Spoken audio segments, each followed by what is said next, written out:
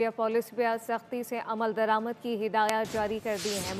मुतनाज़िर social media post किसी सूरत काबिल कबूल नहीं।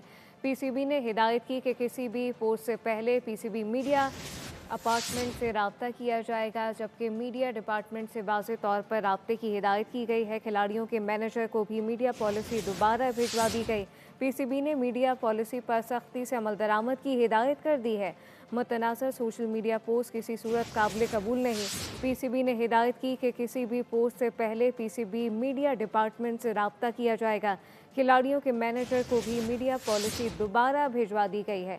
खिलाड़ियों के मैनेजर को जो मीडिया पॉलिसी है वो दोबारा से भिजवाई गई है, जबकि मुतनाज़िर सोशल मीडिया पोस्ट किसी सूरत काबिल कबूल नहीं है। वाज़ेह किया गया। तफसीलात क्या है अफजाल अब्बासी से जानते हैं। जी अफजाल।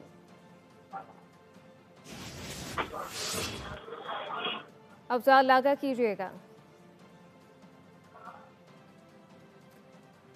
पीसीबी ने मीडिया पॉलिसी पर सख्ती से अमल दरामद की हिदायत की है, जबकि मुतनाज़िर सोशल मीडिया पोस्ट किसी सूरत काबिल कबूल नहीं।